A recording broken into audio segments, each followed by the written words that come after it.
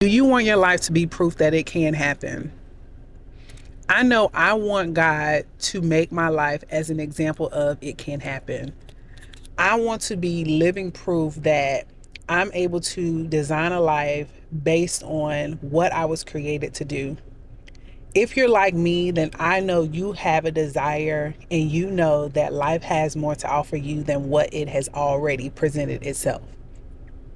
If you clicked on this video, I want us to spend some time together for us to sit and really think about how we can align ourselves and how we can position ourselves for God to make us an example. And me personally, I just don't want to be an example for myself. I pray if you clicked on this video that both you and I are an example in our own present communities of what life can look like, and we make up in our minds that we want to literally live out a life based on what we were created to do. Before God decides to use us as an example, we have to make sure that, one, are you willing to be crazy and look crazy before you are clearly operating in your purpose?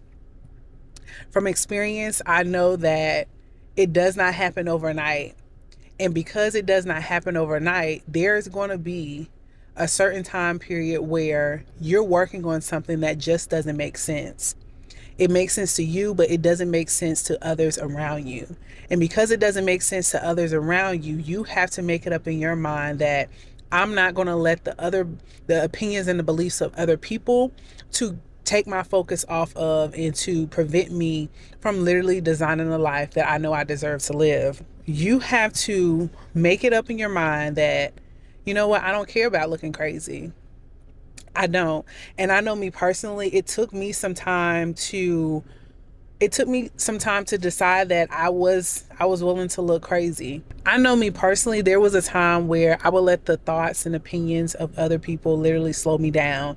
It would prevent me from showing up, it would prevent me from creating, and it would just lead to me not doing anything.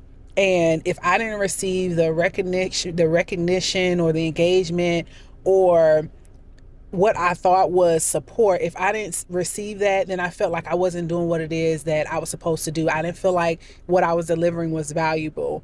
And as a result of that, all that led to was discouragement. And when I would begin to get discouraged, that would then, all discouragement will lead to is then I'm beginning to speak negatively over myself, right? Those inner talks that you're talking about, talking over yourself, begin to change from you being positive and uplifting and motivating yourself, then turn negative because you begin to second guess. And once that overcomes you, then that leads to inaction. Once you go on the path of inaction, I've been there, right? You go to inaction, and then what does that lead to? That leads to you ultimately being frustrated. You're like, oh my gosh, I can't believe, like, I let these people keep me from doing the thing that I know in my heart that I'm supposed to be doing. And I let the opinions of other people get to me so much that I just stop, right? And then I'm frustrated because I'm like, oh my gosh, I gave up. I want to know, have you been there? And let me know if you've been there. And if you have been there, then I fully understand where you are and your desire to create and design a life based on your purpose, based on what God is placing you for you to do and to bring into this world. But somewhere along the line, you've either let people or yourself or the negative self-talk over yourself just to cause you to stop. How can we get past this? How can you get past the fact of letting people influence you, letting people stop you from doing the thing that you love most and doing the thing that you desire most? Have you been letting people or your own negative self-talk become stronger and louder than and have more influence over you working on the thing you desire more and the life you want to live? The life I desire to live is to have time freedom and location freedom. I want to help believers identify their true purpose so you can design a life based on what you're created to do, for you to reach the ultimate level of happiness and for you to leave your mark on the world. That's the life that I desire. I'll ask you, what is the life that you desire? The life that I desire is completely unconventional. I don't desire a particular position at a job. I don't want to climb the corporate ladder. I don't want the retirement plan. I don't want the 401k. I don't desire to have the 2-week PTO vacation. None of this is my personal desire and how I would like to live my life. And it's nothing against those that want their life like that, right? If that's your dream life, if that's the life that you desire to live, that's absolutely okay. That's nothing against that. But me personally, it took me years to be comfortable in the fact of that is not the life that I wanted to live, and be okay with that. Be okay with the life I desire to live isn't within the norm.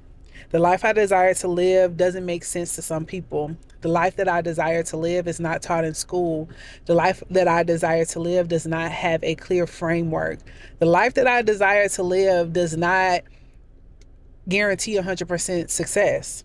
The life that I desire to live doesn't make sense to somebody, and this can include family.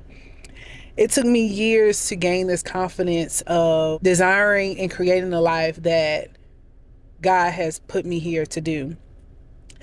If you're the first in your family, like I am, that truly desires to design a life that is against the norm, it's not the traditional path, and it's not what society would tell you that you need to do, I'm here to tell you it's going to be more challenging.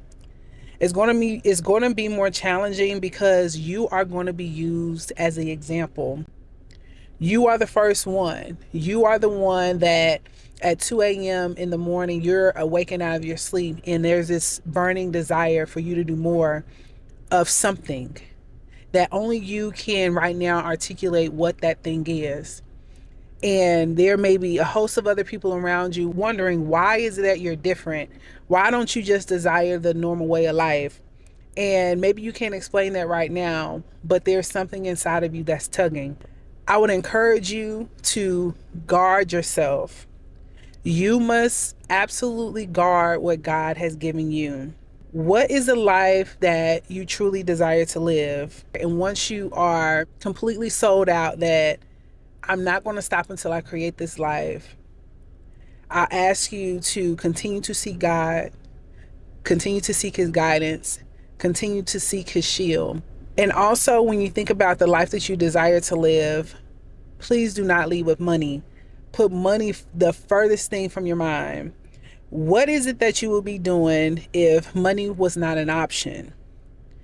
Don't think about bills, but think about the thing that you desire most. I would encourage you also to begin saying frequently, God, make me the example. How are you going to live your life by design? The first step is for us to recognize that we didn't create our own life in ourselves. So there's no way that we can absolutely know or decide what it is that we're placed here to do. Our first step is we need to seek God's overall purpose for our life. And then once we seek God's overall purpose for our life, then we need to ask for God to guide that light within us. That doesn't matter what the naysayers, doesn't matter what may come, that we are still going to be confident in the fact of, if you place something inside of me and you help me guard it, then I'm going to do my personal responsibility as a vessel to bring that into the world.